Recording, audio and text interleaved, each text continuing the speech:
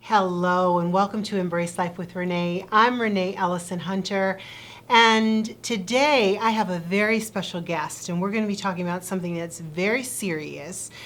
So I want you to really pay attention to this segment because Denise is here from Heart to Heart Services, and we're going to be talking about sex trafficking. So why don't you look into the camera, tell them your name, tell them the name of your company, and exactly what your company is all about. So my name is Denise Renai Poole. Great middle name. And the name of my organization is Heart to Heart Services. We have a few legs. One leg is we provide prevention and awareness against human trafficking. The other leg that we have is along with providing awareness and education and workshops, we also provide in-home therapy services for those who are vulnerable for being trafficked and who have been trafficked, ages 5 to 21, at no expense to them, but through the state. The other leg is we provide outpatient services to the community at large, as well as to a continuum to those children who we have service and services to victims and or survivors of human trafficking. And you are the CEO and founder of Heart to Heart Services. Yes. And why did you decide to create this incredible organization? So I actually did not decide to do it. It decided to capture me. And so with that, I am a therapist, my career, and I was working for an agency where we provided services to adolescents who were at an out-of-home placement. And with that being said, part of my career is to continue to educate myself, and that's how I found out about human trafficking. Actually, I believe that it existed in third world countries from the movie Taken. That was the only... I remember that movie. Yes. So I remember that movie. And that was the only knowledge base that I had. Yeah. Upon going to that session, that conference, I continued to do my own research. And at that point, I went to another conference, at which time an actual survivor spoke. And she mentioned at the age of 5, she was trafficked by her own mother. And from that point on, she had been sold her entire life. Now, was she from the U.S. or was she from another country? She was from the U.S. Interesting. And the stats from the U.S. indicates that there are 100 to 300,000 children within the U.S. that are trafficked annually. In addition to that, children who are in out-of-home placement, according to Missing and Exploited Children, in 2015, in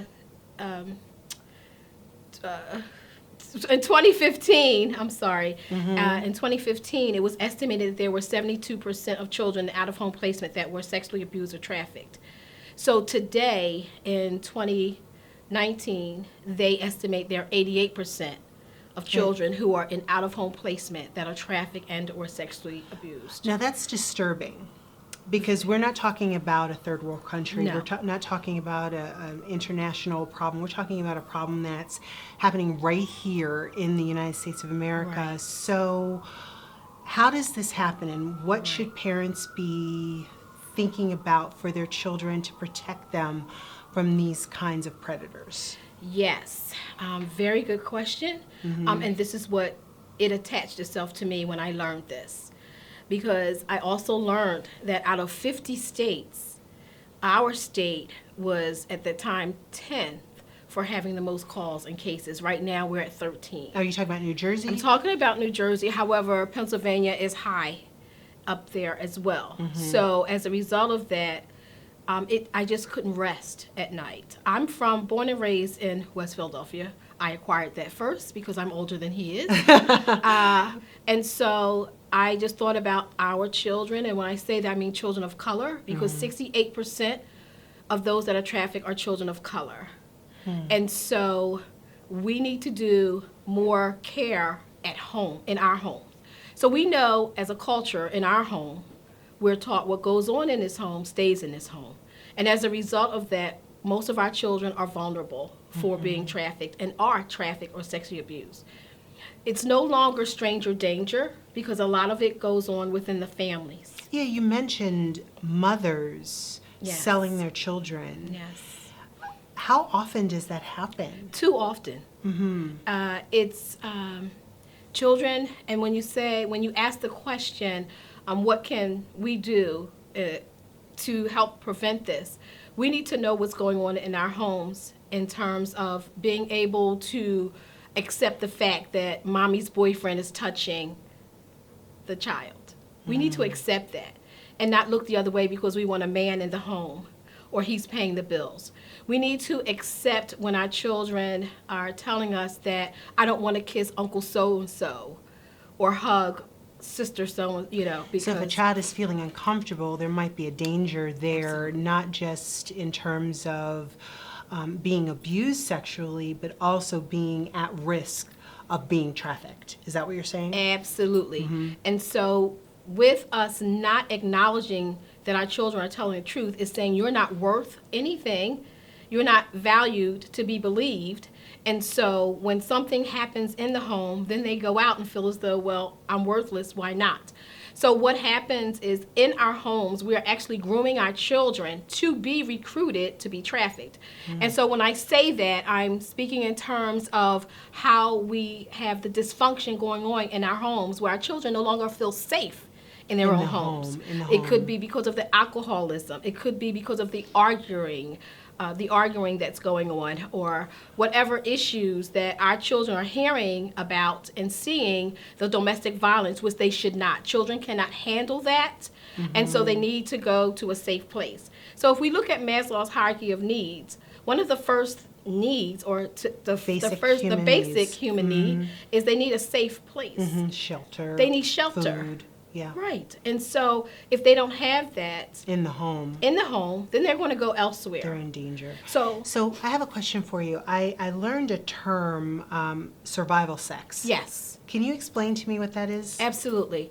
So we also have our children who go out in the street, and I can't limit that to children because right now we have adults that need to make money for the homes, and they can't. And so in terms of a child, they may need money or feel as though they want money, and so they will go out, or they're forced out, especially if they are the LGBT community. Then I need a place to stay, or I need something to eat. Oftentimes they're drugged and they need to continue with that drug. So I need to make money to take care of myself. So that's where the survival... That's survival sex, because I'm only doing it to survive. And so then you have... For basic human needs. For basic human needs. And then you have... you mentioned, I'm sorry to interrupt, you mentioned the LGBTQ plus community as well. Is that community at high risk for being trafficked? A very high risk. And why is that? For being trafficked. Number one, they are in what I call the children, unfortunately, throwaways. Because when our communities or parents or families realize that our children they have a different sexual orientation, they no longer want them in the homes, and they put them out. This is some parents, yes, I can see that. Yeah. And so then they need a place to stay. Okay, in addition to that, then we're also talking about survival sex. And so they are vulnerable. A very large percent are vulnerable. And remember, trafficking, one of the recruiting tools is that the recruiters look to fulfill a need. So if you have this population who wants to feel accepted and need to feel accepted or need a place to stay, then they are vulnerable to being recruited. So if someone were interested in learning a little bit more about the classes that you provide and the education that you impart on the community, how would they reach you? We have a website where they could find us, and they can leave a message, which is heartservices.net. We also have our email, which is heart, and it's the word services abbreviated, svcs@gmail.com. We also have a number, which is 856-352-5424. Now, just a quick question for you before we wrap up. If you had to say that you had one challenge that you had to overcome that helped you to learn how to embrace life, what would it be? Which has happened, because 1 out of 4 women have been sexually assaulted And when I talk about that, I let them know it starts with me. I'm number one. So at the age of 5, I was sexually abused in my own home. And I believe that's why I became a therapist. And I worked very well with the populations that I do. So what helped me to overcome was the support. When we are supported, we can overcome anything. I believe that. That ACE study, that is Adverse Childhood Experiences, which we can talk more about that at another time, there is reconciliation, and we move forward because we have support. Thank you so much for being on the show, and thank you so much for joining us today.